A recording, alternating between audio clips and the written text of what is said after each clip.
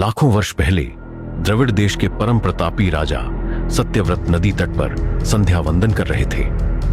जैसे ही उन्होंने अपनी अंजलि में जल भरा, उनके हाथों में एक नन्ही सी मछली आ गई। राजा उसे वापस नदी में विसर्जित करने ही वाले थे कि तभी एक चमत्कार हुआ। वह नन्ही मछली मनुष्य की वाणी में बोल उठी, हे राजन, मेरी रक्षा कीजिए, मुझे इस जल में वापस मत डालिए, यहाँ के हिंसक जीव मुझे खा जाएंगे। राजा सत्यव्रत अत्यंत दयालु थे। उन्होंने उस नन्ही मछली की पुकार सुनी और उसे अपने एक सुरक्षित कलश में रख लिया। लेकिन देखते ही देखते वह मछली इतनी विशाल हो गई कि वह पात्र छोटा हो गया।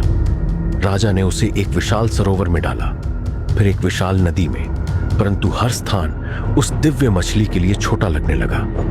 अंत में विवश होकर राजा ने उसे अनंत महासागर में विसर्जित कर दिया। तभी राजा को सत्य का आभास हुआ कि यह साक्षात ईश्वर की माया है। वहां उस दिव्य मछली ने अपना अकल्पनीय रूप दिखाया और राजा को सचेत किया, हे राजन, आज से ठीक 7 दिन बाद यह सृष्टि जलमग्न हो जाएगी। प्रलय का समय निकट है। एक अत्यंत विशाल नौका तैयार करो, उसमें समस्त वनस्पतियों के बीज, औषधियां, सप्तऋषियों और इस पृथ्वी पर जीवन के मूल बीज एवं हर प्राणी तत्व को सुरक्षित करो। राजा ने प्रभु की आज्ञा को शिरोधार्य किया। उन्होंने हर उस वस्तु और जीव को उस नौका में स्थान दिया जिसका आदेश स्वयं भगवान ने दिया था। यह पूरी मानवता और प्रकृति को विनाश से बचाने का अंतिम प्रयास था। पूरी दुनिया थम सी गई थी, बस उस महाविनाश की प्रतीक्षा थी। फिर आया वह भयानक दिन। आसमान फट गया और समुद्र अपनी सीमाएं लांघ गया।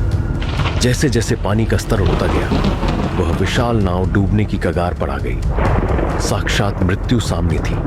तभी वहां प्रकट हुए भगवान विष्णु के विशाल मत्स्य अवतार। उन्होंने उस नाव को डूबने से बचाया। स्वयं शेषनाग उस समय नाव और मत्स्य के बीच की अटूट रस्सी बने। भगवान ने अपने विशाल सींग से उस नाव को बांध लिया और उसे अनंत लहरों के बीच सुरक्षित किया। अब यह नौका एक नई दुनिया की ओर बढ़ रही थी। मत्स्य अवतार उस नौका को लेकर अब उस दिशा में निकल गए जहां छिपा था एक भयानक रहस्य। यह प्रलय केवल जल का उफान नहीं था। उसी समय समुद्र की गहराइयों में वेदों के साथ एक अंधकार भी छिपा था।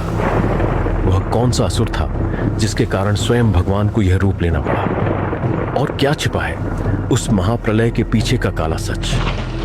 अगर आप उस असुर का नाम और यह रहस्य जानना चाहते हैं तो अभी कमेंट में पार्ट 2 लिखें।